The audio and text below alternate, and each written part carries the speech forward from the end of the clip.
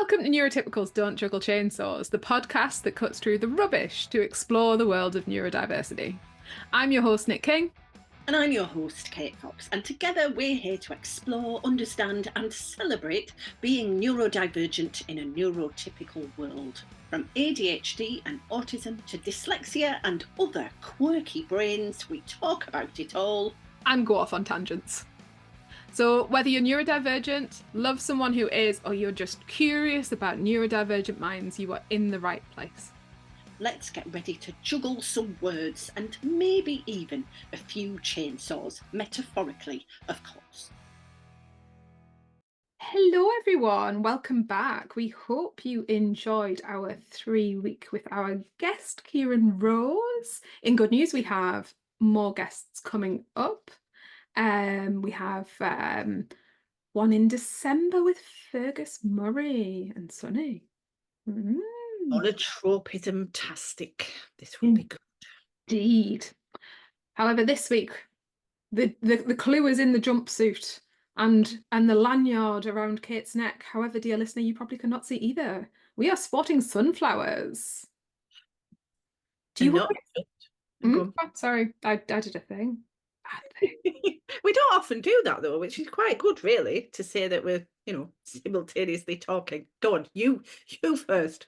So we're going to talk about the sunflower lanyard, and particularly, within the context of showing your potential invisible disabilities and your neurodivergence, and when we don't wear them and why you may or may not. Thoughts on the sunflower lanyard. So do you want to explain the idea behind the sunflower lanyard?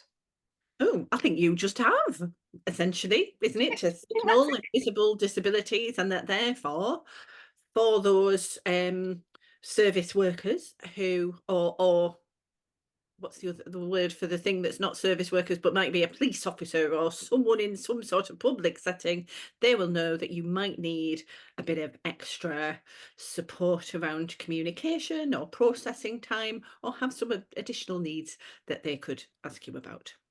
Yeah, I think that's fair. I also think that context is really important because I am not a big wearer of a sunflower lanyard. However, the context where I do wear it is large, busy public spaces where you might get missed struggling in a crowd. So I think if you're in a small space with a small number of people, if you are struggling, it is quite likely that somebody might pick up on that and potentially offer to help just because they see somebody struggling. But when you're in situations where you were in like large numbers of people, airports, train stations, like big venues, so I wouldn't necessarily wear one to the theatre here. So in my theatres that I am used to in the Northeast, I wouldn't necessarily wear one. But when we went down to London, we did, because I was in a new space that I didn't know, that I didn't have a plan for. Nick loves a plan, people. Although I had done a lot of research and I did have a plan, I had not fundamentally been there and experienced it. And sometimes, quite regularly, because accessible information isn't written by neurodivergent people, they miss bits because they just don't see it. So there can be bottlenecks of people. Like in old theatres, you can end up in a bottleneck that is you just don't know about it. And then if you get overwhelmed and you're stuck in a bottleneck and you're in a crowd, so people can't see that you're overwhelmed, I think that's the time where it really it hits me that it's needed for you. So that was my reflection. I think when we were down in London and we were slightly outside our comfort zone and we were in places that were new, and however much I had done a ridiculous level of research and planning, that there is an element where you don't quite know. So there's an element where I feel like you need the signal need. And I'm really interested in the responses to that signalling of need, because where I am as a sunflower lanyard wearer is Oh, I really should have worn my sunflower lanyard. That would have made that situation easy. Yeah. Uh, and at the moment, I'm wearing it now as we record this podcast, because it was at the bottom of my bag. I've just been away to a conference and I travelled there and back by train, and I did think this could be helpful in the train station or on the train. And You're not sure it was. well, I didn't get it out and wear it, and I'm just thinking, Oh, had I been in a situation where it would have been helpful, that would probably have indicated I was on the verge of some sort of overwhelm, at which point I would not have thought, I will now reach inside my bag and get my sunflower lanyard. So at the moment, I'm not using it well for a variety of reasons, one of which is not yet trusting what the impact of this will be. So I would love to know some of your experiences around that, actually. so I think they were sort of in a weird way two polar opposites in a very bizarre way. So the professionals that we were interacting with, so whether that be at the train station, whether that be at the theatre, whether that be at the art galleries, they were, or we were actually explicitly told to put it on my youngest when they went and visited the sea life aquarium, because they were like, if you guys are struggling, we can see you and we can move you like in sort of like a back, I'm going to say backstage, but like that's not actually the right term. But like in the sort of in there are other areas that are not publicly available that we can move you into. So that was part of the research. They weren't that. They didn't actually need it. So in terms of professionals, it was really, really helpful and often unspoken. So like when we got on the London Eye, both my children had sunflower lanyards on, and neither of them got waved by the security beeper, which was actually Oh. very loud. Um, and it just didn't happen. It wasn't even like spoken about. They just went, you go. And it wasn't that they weren't scanning children, they were scanning children, but they didn't scan my children. And I think, it was because they had the sunflower lanyard on. And even though like we were using the access queue and there were children before us who were scanned, but mine weren't, and he was just like, no, you go, you go. So there was that happened. Now, sort of slightly outside of sunflower lanyards, because this is about an access card. So we have access cards for the theatre, so you can list like your needs for going to the theatre. And actually, the ATG, the Kit Kat Club, had booked tickets, and they sent me an email before the night going, I don't think these tickets are right for you. I think because the Kit Kat Club's setting around, it's a very strange like seat layout. And they actually emailed me the night before going, I think you need to move. I think we need to move you to somewhere that you can easily exit, because that's one of the access requirements. So I think there is a level where larger organizations, so like the London Eye and Sea Life and stuff like that's owned by Merlin, like they're multi-million pound organizations. Obviously, ATG is quite a large organization. LNER, I think they have had a level of training for their professionals that allows them to be helpful. However, we had some interactions with the members of the public. Oh. So there were two standout incidences where it was my youngest, very specifically, wearing a sunflower lanyard. One was in the theatre, and not only are they neurodivergent, but my youngest is also physically disabled. And this woman insisted that she stood up so she could get to her seat. And I was like, and she touched my kid on the skin. At that point, I'm out. Like I'd be there is few things that make me a very unreasonable human being, but that is there. And like I looked at her and I went, she has a disability. She's wearing a lanyard, and she was like, "Oh, I've got a tendon issue," and I'm like, for contents, people, my kid's less than 4 foot. She folds like a pretzel. She was not in the way. Right. The woman just wanted the power in the situation to make her move. And yeah, I was like, right. And other incident we had was waiting for the train. So like that was a lot. Going to King's Cross was a lot. We're not going to pretend it wasn't. It was a lot. Um, and after a week in London, it was a lotty lot. And again, wearing sunflower lanyards, my child was stretched out on a sofa.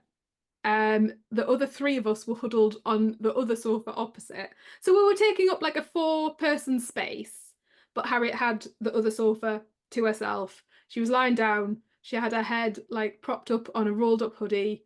She had a sunflower lanyard literally draped down her, because it was attached to her phone, which she was very much in, trying to regulate herself.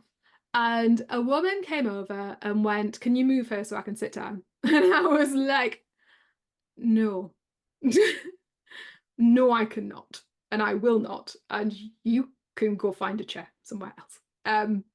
That is not happening. Because like I am not dysregulating my child to then go get on a 3.5 hour train journey with them. And quite frankly, if you're sitting in the same carriage as us, you'll probably appreciate that in a few hours' time anyway. So yeah, there was a couple of incidences with the public where I felt it was completely unrecognised. Hope you've been enjoying the podcast. If you fancy showing your support, you can leave us a little bit of money through the PayPal link on our website, and I will use it to buy a lovely cup of tea and make my life better. I can't speak for Nick. It'll probably be something very worthwhile. You can do that via Neurotypicals Don't Juggle Chainsaws, the website, and it's an easy way to help keep the podcast running. Thank you for being part of our journey.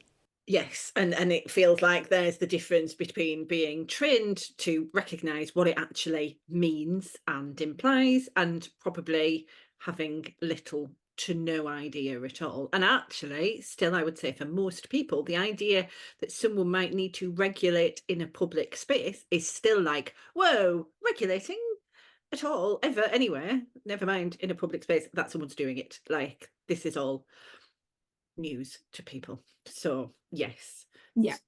although it feels like it is kind of the lanyard doing what it is supposed to do in certain settings. I don't know if it is it intended actually to signal to other humans.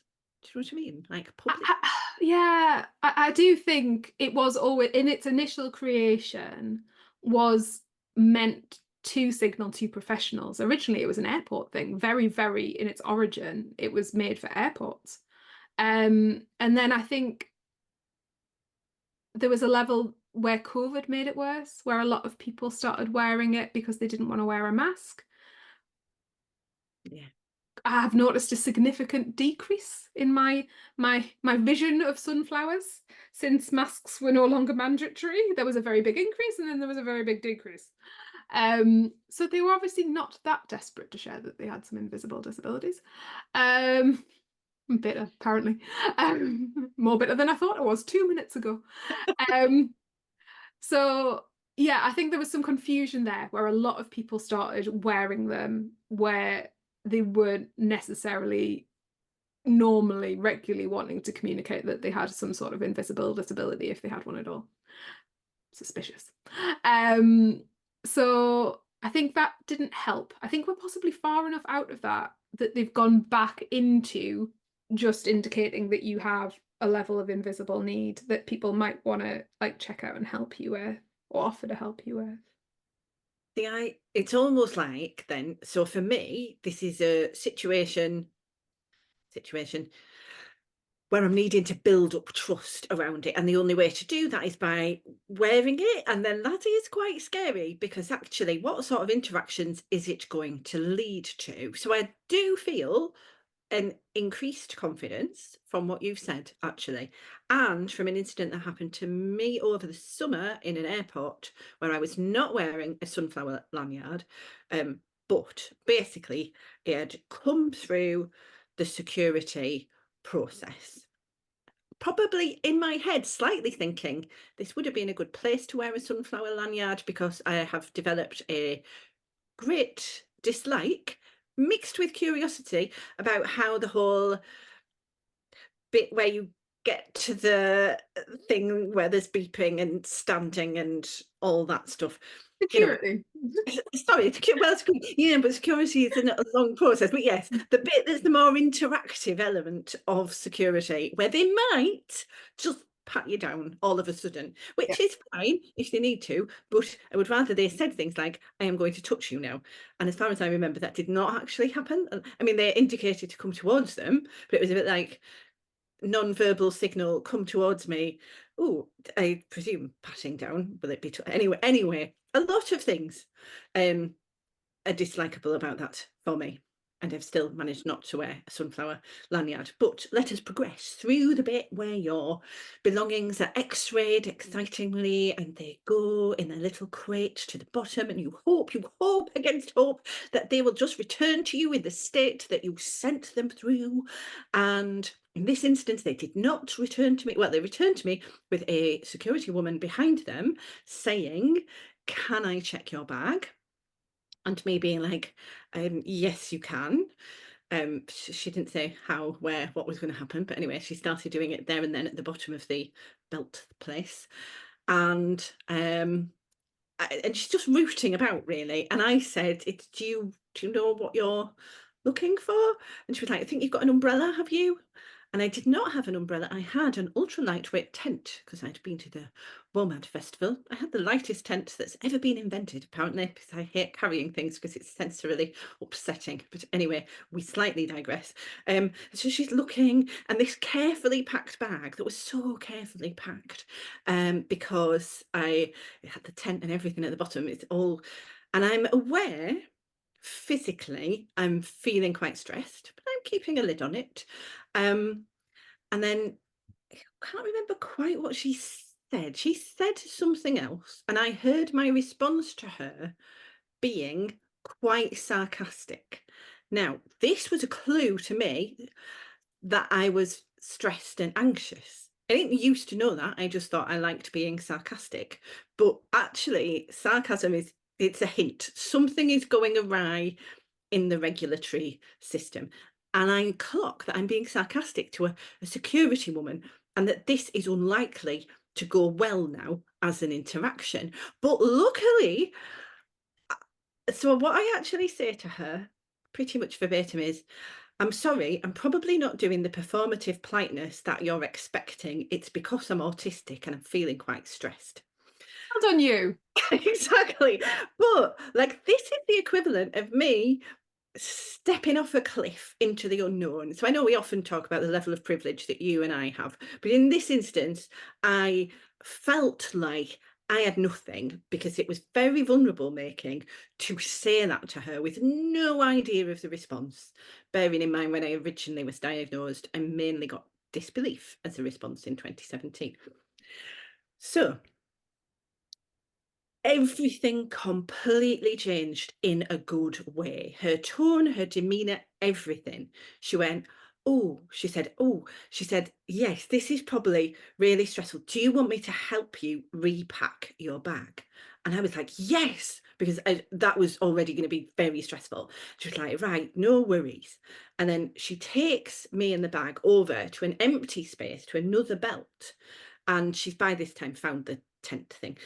And she's like, "Yeah, I know it's really stressful when you've sort of packed your bag and then all of a sudden this happens." And like, and as I said, to me, this was an utter shift in her demeanor, and she was helping me, and I was out of the way of where everything else was. And I was like, wow, I took a gamble and disclosed, having an inkling that probably some training had occurred for airport security people. And it was right, and it paid off, and we had a nice interaction. And although actually I was, again, this is still a surprise to me when this happened, I was very up a dysregulated height after, like, I was quite shaky, and I then was like, "Right, Kate, do regulatory things now." So I put my noise cancelling headphones on after that. I was like, obviously, mainly I need a cup of tea, the ultimate regulation tool, and I need to sit down quietly somewhere away from people. And I did all of those things with my perfectly packed bag and my non-exploding ultralight tent. And it made me recognise, had I had the sunflower lanyard on in the first place, I wouldn't have needed to do any of that, actually. Although I still think,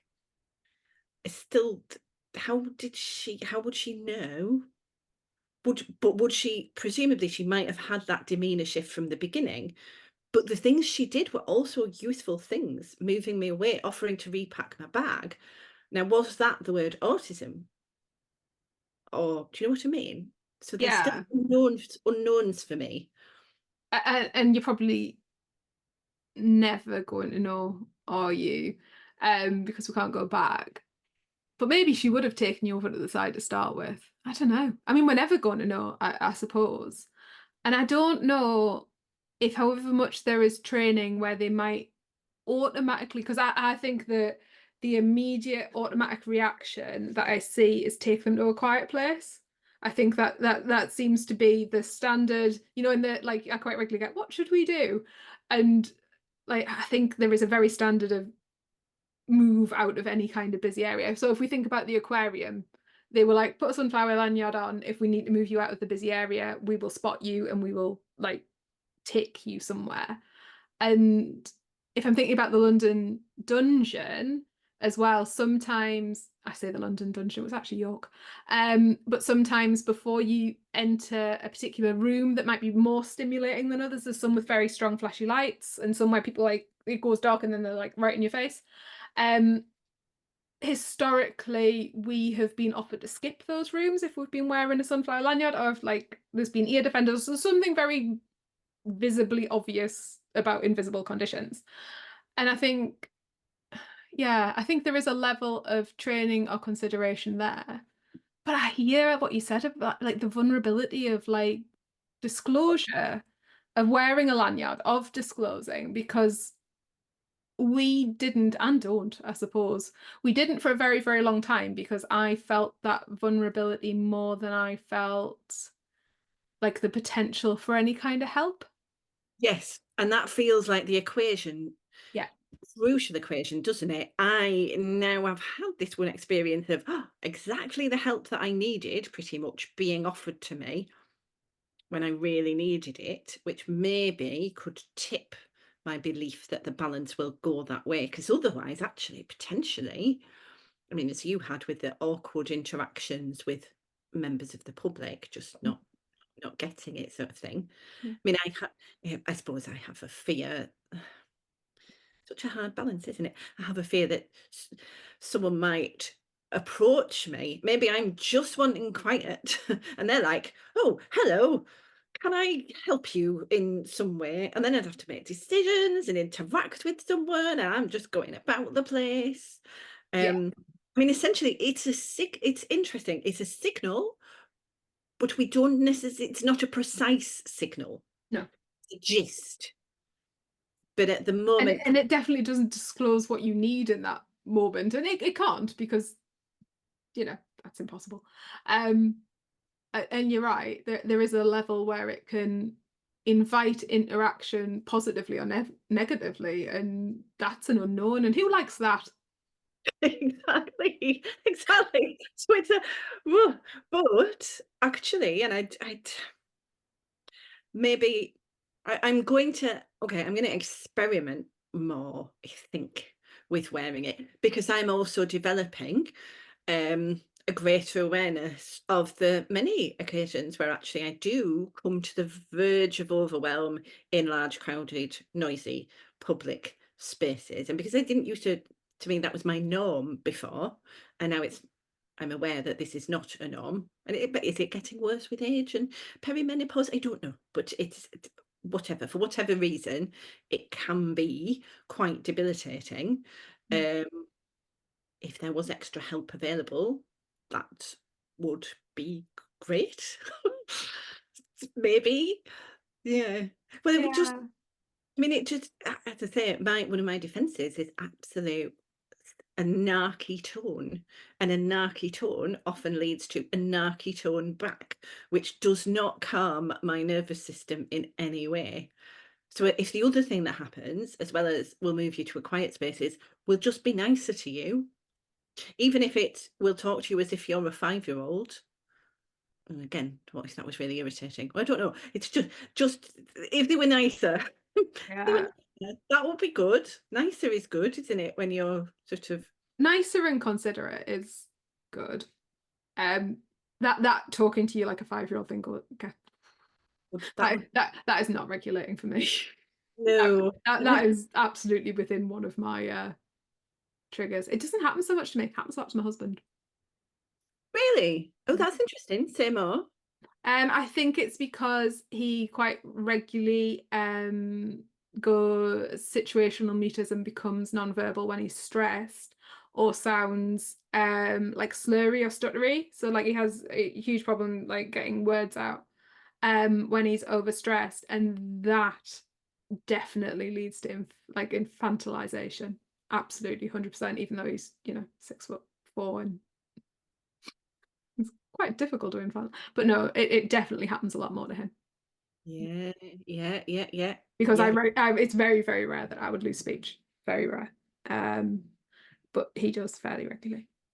And I think there's a level. I can remember him getting chucked off a train. Now, this is quite a long time ago now. I can remember him getting chucked off a train when he used to work in Durham, and he used to get the train and commute back because they thought he was drunk. He had a migraine and was in shutdown. But because he couldn't articulate it. And I think this was possibly even pre-Sunflower Lanyards, but it was that point that he started carrying, like, there used to be cards, didn't there? The I'm autistic card back in the day. And he started carrying them at that point, but I don't think that might have made a lot of difference at that point either. So we have come further, we've come farther. Obviously, we've just sat and done 100 years of the history of autism with Kieran the other week, and I sometimes think we sit here and the pace feels glacial, but at the same time, you can look at that and you can think we have moved on, that we can start seeing benefits.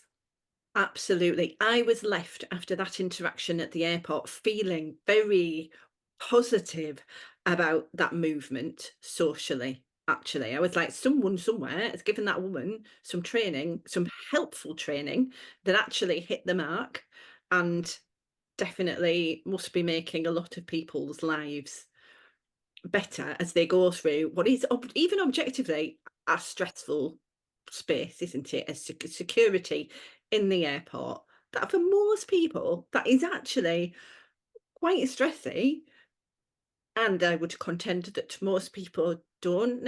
I bet there's more arguments on the other side of it in duty free or in the coffee shop, than in other spaces, because actually people have jangled and they've got upper height a bit. And it's only that for some of us, our jangly upper heightness might be more intense and bigger and stronger, but it's kind of there for everyone, which almost leads me on to, we're talking about a sunflower lanyard. People will be more considerate and kind to you. I mean, it should just be the default, really, shouldn't it? Ideally, be kind to all the people that come through your security place or your train station. And I know people are busy and they've got other stuff to do. Everyone's nervous systems would be more relaxed if people were just kind to strangers around the place. But since they're not. Until they are. Then I think should we leave the listeners with a question? Should we ask them whether they wear them and whether they've had a good experience or not? I want more feedback. I want more data. same. I would love to know, and it could well help if at least some are positive, give me a bit more confidence around, actually wearing the thing and not just keeping it in my bag. So yes, please contact us, let us know. And we shall see you next week. Thanks for tuning in to Neurotypicals Don't Juggle Chainsaws. We're so glad you joined us today to explore the fascinating world of neurodivergence with your hosts, me, Nic King. And me, Kate Fox. If our conversation sparked a thought, a question, or even a smile, don't keep it to yourself. Drop us a line at hello@neurotypicalsdon'tjugglechainsaws.co.uk or visit our website, neurotypicalsdon'tjugglechainsaws.co.uk, to write in. We'd love to hear from you. If you enjoyed today's episode, consider leaving us a 5-star review on your favourite podcast platform. Until next time, keep embracing the unique ways you juggle the chainsaws of life.